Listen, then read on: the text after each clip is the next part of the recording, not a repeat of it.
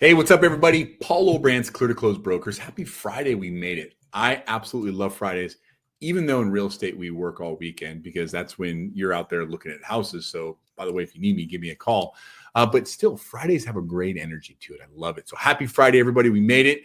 Let's talk about interest rates. It was kind of a big week. I don't know. Something happened. We're going to talk about the election. We're going to talk about what to potentially expect moving forward with interest rates. We're going to talk about the Fed, whole bunch of stuff. Now, before we begin, I just want to give you this concept, right? Remember, 30-year fixed rates are traded on the bond market. So they're bond traders. They don't react to data as it comes out. Rather, they predict as best they can what's going to happen. So they hedge their bets. They take that information and it's all built into the price. Then as that information comes out in real time, if it's worse or better, it reacts a second time. Does that concept make sense? So you're going to need that for this update here. So let me go ahead and bring up the rates. We'll start there. Rates of the week. We'll get back to that concept in a second. Don't worry. So if you look at the rates of the week, these are the average rates this week. Every rate except for jumbo actually went down a little bit, just a smidge. You probably wouldn't even notice it, but it's still good news. I like to say good news. So it went down just a smidge compared to last week. Now, this week was a big week. Donald Trump was elected the 47th president of the United States. Now, remember past reports I did, maybe two Fridays ago, we were talking about what happened to interest rates after the Feds dropped the short-term interest rates by 50 basis points. We saw the bond chart go, and then in one particular spot, the bond market reacted negatively, which means the interest rates increased because it showed that Donald Trump was most likely going to win. So remember we talked about this. So the bond traders already had this built in to the price of 30-year fixed rates. So when he was elected, there was a little bit of a shift, but not as much as one would expect, simply because it was already built in a few weeks past. Now, why is the bond market adverse, perhaps, or a little negative, a little fearful? I don't want to say fearful of Trump. When Trump is very pro-inflation, and I shouldn't say pro-inflation, I'm not trying to be political here, but he is someone that's going to most likely put tariffs based on his last presidency. He's going to spend a lot, and he's going to cut taxes.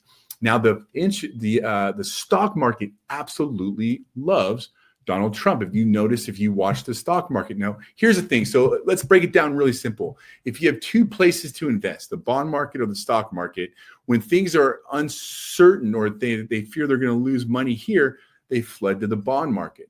Well, now with Donald Trump, people are pulling their money out of bonds and putting it into stocks. So in order to trade bonds, you have to have a higher rate of return to attract people to invest with you. That's why you're going to see potentially interest rates go up. That's why they feel interest rates will go up under Donald Trump.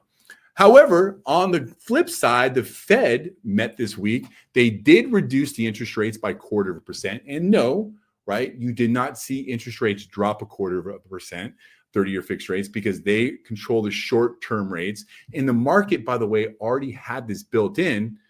Remember, we talked about that. But what was very important to bond traders was what the Fed said. So they knew they were going to cut it 0.25%.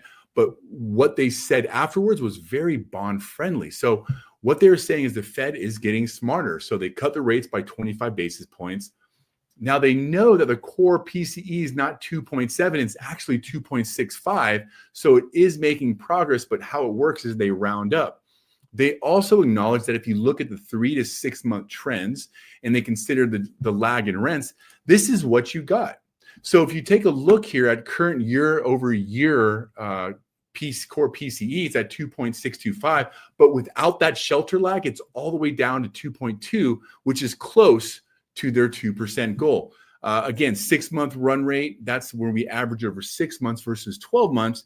You're at 2.28, 3-month run rate, 2.32. So the point is, this was very positive news that inflation is actually coming down, which is why that's why you saw the rates just a little bit better than they were last week. So positive stuff in terms of inflation. Where are we at here? All right, so this leads into our next Federal Reserve meeting.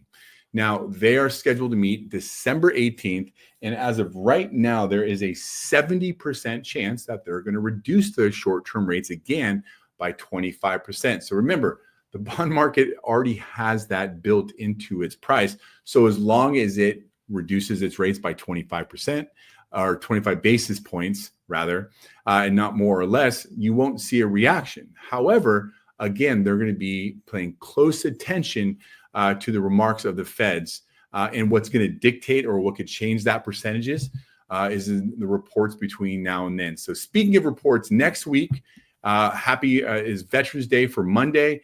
On Wednesday, we have CPI, which is a very important measurement of inflation. And on Thursday, we have initial jobless claims and PPI, which is a business measurement of inflation. So all these things could definitely move the market. So my promise to you is I'm going to keep you up to date on what's going on with interest rates. The interest rates are just what they are. Once you find that perfect house, reach out. We're going to get you a great rate. We're going to close quick. And before you know it, before the holidays, you are going to be spending your holidays in your new home. If we're not working together, go ahead and click that QR code. Let's set up a time together where we can get to know each other. I'll answer your questions. There's no commitments here.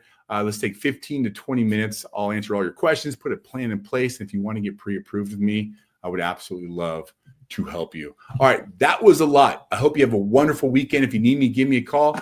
Other than that, Paul